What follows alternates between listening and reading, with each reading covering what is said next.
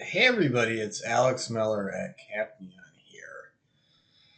I'd like to touch on two categories of things today. I'm going to unpackage a headline about Walmart realizing a 100x productivity increase using generative AI. And there's going to be a little bit of skepticism in it, but really more, I think the interesting action is, well, what exactly does this mean? It's something real, but it's not all of Walmart got a 100x increase.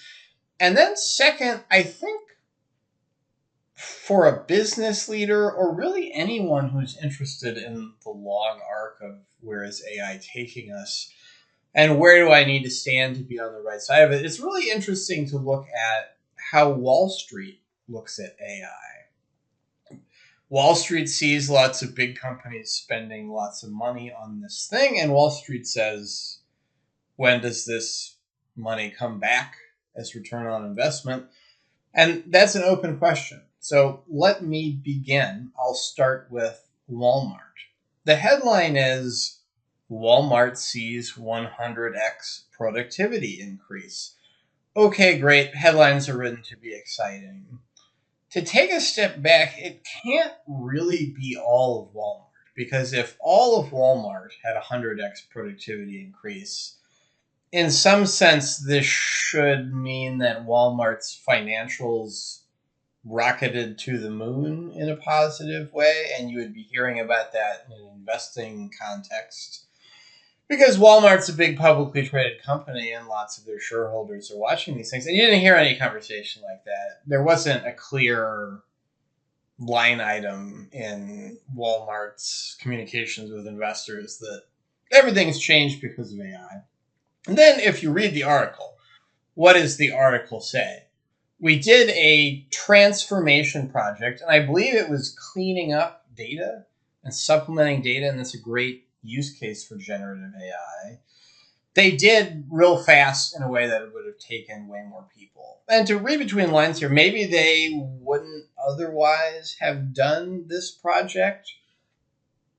You and I out there know people are doing projects with generative AI just to do projects with generative AI. So how much did this productivity speed up help the rest of Walmart be more productive? And I don't know the answer to this question.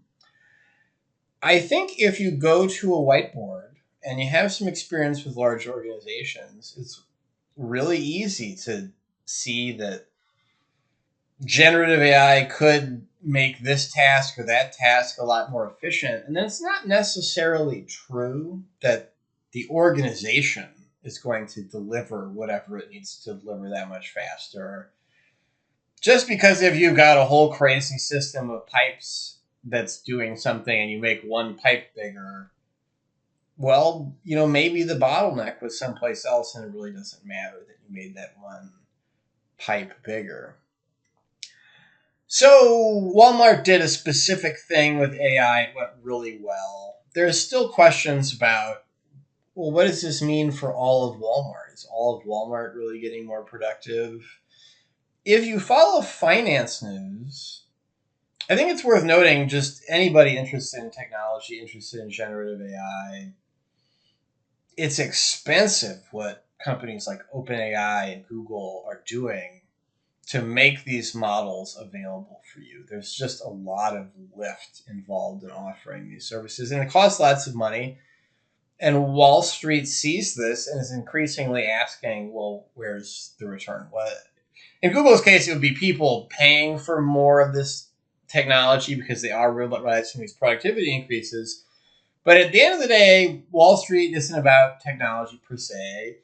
They do know what productivity means. And so if the story about AI, I think, and it should be this story, it's about increasing productivity. And at some point, that's supposed to show up in the bottom line. AI is making us get things more done at an aggregated gestalt corporate level, and it shows up in the finances. And Wall Street's been kind of cranky that people are spending on AI and you're not seeing that bump.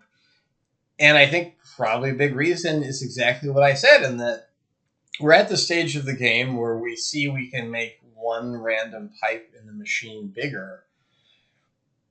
And that doesn't necessarily translate into the whole machine becoming more efficient. What is the practical takeaway of this? We all see that these technologies have a lot of potential.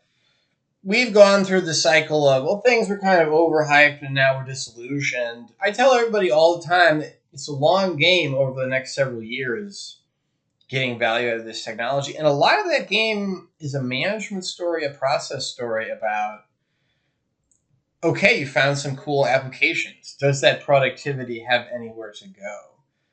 How does the productivity of the whole machine relate to, okay, this one pipe is too small? What can you do about that one pipe with AI, if anything? And that's something to be written. The Wall Street angle is worth including because these things are kind of on a clock. Some companies are going to figure out in the next few years how to use this technology to make the whole machine more efficient. I'm really only talking about publicly traded companies here, but other companies are going to fail, and Wall Street's going to start saying, don't stop investing in all this newfangled technology. You don't know how to get ROI out of it. And if you're one of those companies, it's a bad time. You missed the boat. You want to be in Camp A and not in Camp B. So these stories, going back to Walmart, 100x productivity increase. Great. That's probably real in some sense. The next step, and I think it's the underappreciated, more important step, is, well, what's the next thing in the pipe? Does this productivity have anywhere to go? How does the productivity and all these little things make something that makes Wall Street happy? And that's, I think, if you're a business leader, what you really need, in one way or another, in different language, to be focused on.